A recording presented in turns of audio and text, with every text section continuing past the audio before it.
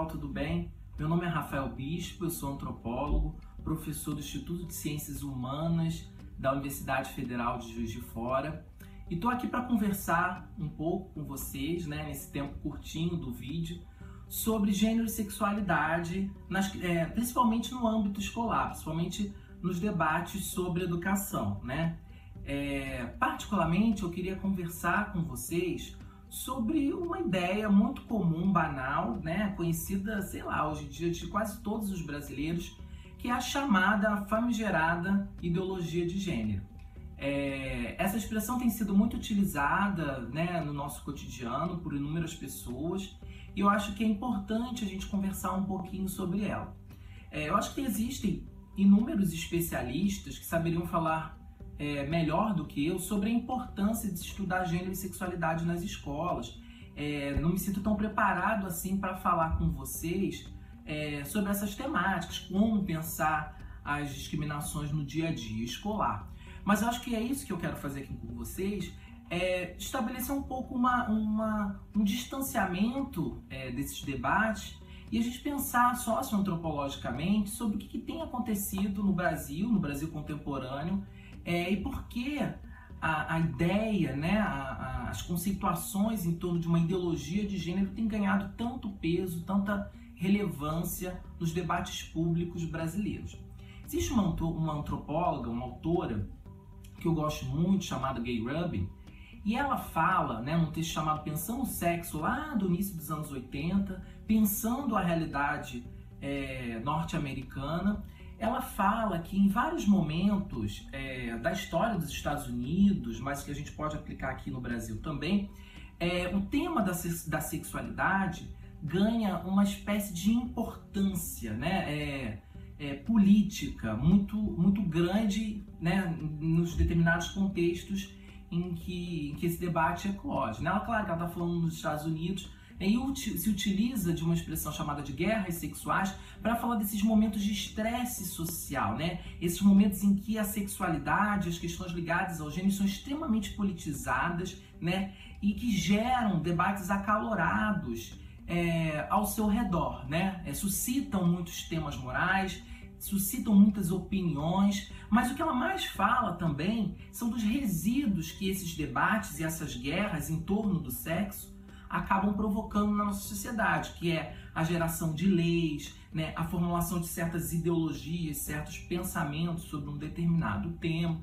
Então, acho que essa ideia das guerras sexuais, essa ideia ilustra muito bem o momento em que nós vivemos contemporaneamente do Brasil, em que essa ideia da sexualidade ela ganha uma escala de valor muito grande, ela está super dimensionada, por conta, e aí é isso que eu quero conversar com vocês aqui, desse destaque em torno da ideia de ideologia de gênero que tem ganhado peso social cada vez maior na nossa sociedade.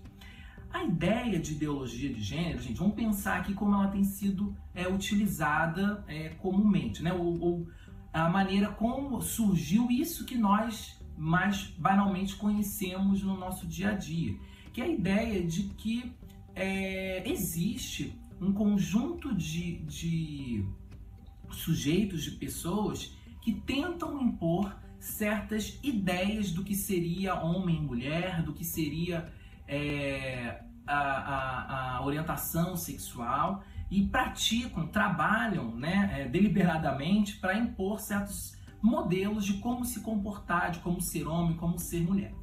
Esse conceito, ideologia de gênero, ele é uma categoria de acusação, ou seja, ele serve para dizer o que o outro faz, E, claro, quem recebe uma acusação nunca gosta de ser colocado nesses termos, nunca gosta de receber essa alcunha. Essa acusação, ser um ideólogo de gênero, ser um praticante da ideologia de gênero, ela tem uma história.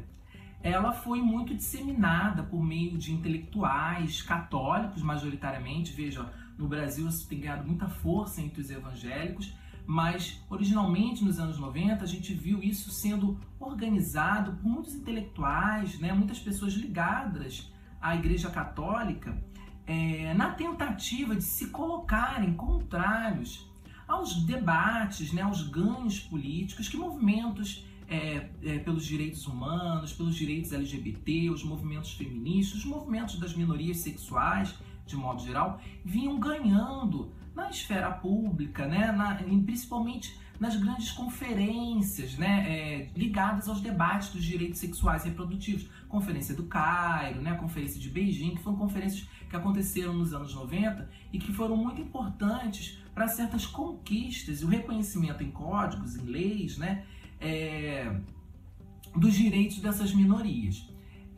Então, movimentos pró-vida, anti-aborto, né, várias são as expressões, movimentos contrários aos direitos LGBTs, eles começaram a se organizar numa tentativa de desconstruir esses ganhos, né, atuarem de forma enérgica contra o avanço dessas pautas, das pautas progressistas feministas, né, dos direitos LGBT, dentro das mais diferentes instâncias sociais. Então, a categoria ideologia de gênero surge nisso, para você acusar aqueles que têm conquistado, né, que vinham conquistando uma série de direitos para as minorias, serviam para acusar essas pessoas de que elas estavam manipulando, vamos dizer assim, o jogo e tentando aí impor uma série de questões à sociedade de modo geral. Então ela é uma categoria de acusação, né?